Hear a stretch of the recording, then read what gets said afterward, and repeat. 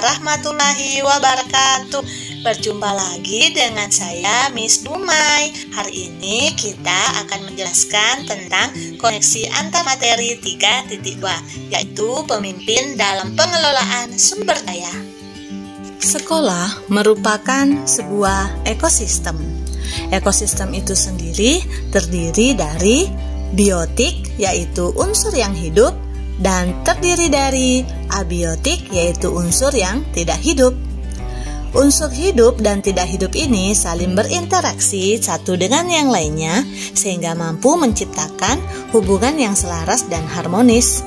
Faktor biotik sendiri terdiri dari murid, guru, kepala sekolah, staf atau tenaga kependidikan, orang tua, pengawas sekolah, dan masyarakat di sekitar sekolah. Faktor abiotik itu terdiri dari keuangan dan sarana prasarana. Biotik dan abiotik yang ada di sekolah itulah yang merupakan aset atau sumber daya yang ada di sekolah. Untuk mengembangkan aset atau sumber daya tersebut, maka yang perlu kita lakukan adalah berfokus pada kekuatan yang ada, bukan pada masalah. Sehingga untuk mencapai tujuan pengembangan potensi sekolah yang diinginkan, perlu sebuah analisis bagja yang menggunakan pendekatan secara inquiry apresiatif. Inquiry apresiatif itu adalah pola pengembangan aset berbasis pada kekuatan, bukan pada kekurangan. Dalam menentukan potensi apa yang akan dikembangkan di sekolah, perlu sebuah tahapan pengambilan keputusan yang berpihak kepada murid. Sesuai dengan filosofi dari Bapak Ki Hajar Dewantara. Untuk mengambil sebuah keputusan yang bertanggung jawab, diperlukan kompetensi sosial dan emosional yang matang. Melalui kegiatan coaching yang dilakukan oleh rekan guru dan kepala sekolah, maka masing-masing akan memberi sumbangsi positif terhadap rencana yang akan dijalankan. Seorang guru diharapkan mampu menjadi pemimpin pembelajaran yang merupakan salah satu dari peran seorang guru penggerak. Pengelolaan pembelajaran atau pengelolaan sumber daya yang ada artinya bahwa guru mampu mengelola sumber daya yang ada dengan menganalisis potensi atau modal aset yang ada di sekolah, yang arahnya berpihak kepada proses pengajaran murid sehingga terwujud murid yang berkarakter sesuai dengan profil pelajar Pancasila. Dalam mengelola sumber daya yang ada di sekolah, maka tahapan pertama yang dilakukan adalah mengupayakan implementasinya di dalam kelas, sekolah, dan masyarakat sekitar sekolah. Dengan cara yang pertama,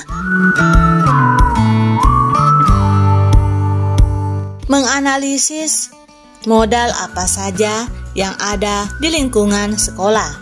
Modal aset tersebut terdiri dari yang pertama modal manusia, yang kedua modal sosial, yang ketiga modal fisik, yang keempat modal lingkungan atau alam, yang kelima modal finansial, yang keenam modal politik, dan yang ketujuh modal agama dan budaya. Setelah menganalisis modal yang ada, maka dibuatlah sebuah perencanaan kegiatan pengelolaan sumber daya dengan menganalisis melalui tahapan bagja atau 5D.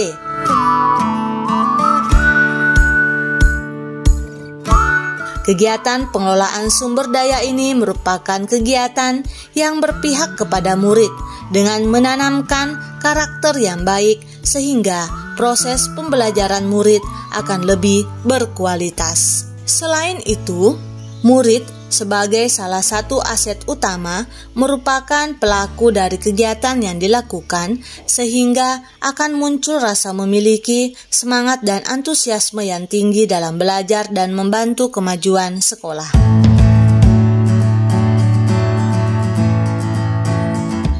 dalam melaksanakan kegiatan yang berpihak kepada murid seperti adanya brand 1000 bunga di SMA Negeri 2 Sebulu, maka sebelum adanya brand tersebut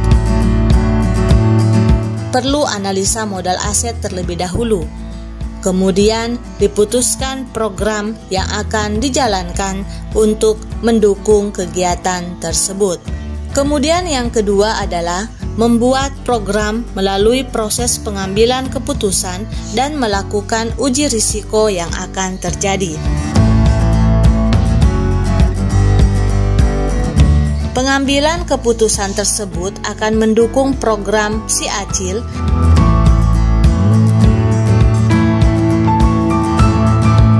yang dilakukan dengan cara berkolaborasi dengan rekan yang lain untuk mensukseskan program tersebut. Dalam pelaksanaan kegiatannya dilakukan coaching antara wali kelas dengan siswanya untuk menggali potensi mereka bagaimana melaksanakan program yang sudah direncanakan oleh sekolah. Hal yang dilakukan adalah dari coaching tersebut membuat kesepakatan kelas dalam melaksanakan kegiatan secara bersama-sama. Dan dalam melakukan pengambilan keputusan ini atau pelaksanaan kegiatan ini, maka diperlukan kompetensi sosial dan emosional yang matang agar dapat melaksanakan teknis-teknis yang ada di lapangan dan mencari solusi dengan penuh ketenangan dan kesabaran.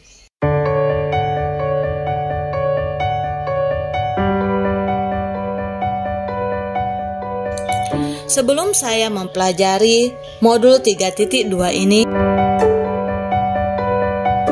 saya sudah mempelajari tentang Bagja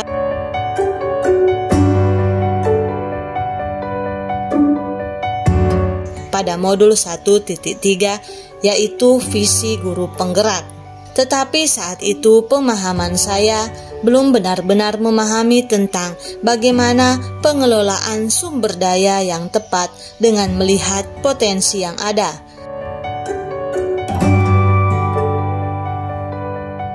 Pelajaran yang dapat saya ambil adalah saya biasanya masih berfokus pada kekurangan yang ada di sekolah sehingga potensi yang ada tidak terlihat dan terabaikan.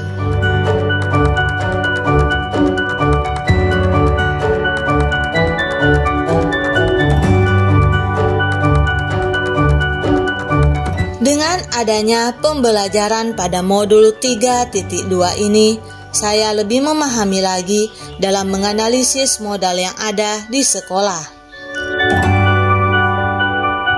dan bagaimana mengembangkan modal tersebut agar murid mendapatkan proses pengajaran yang berkualitas.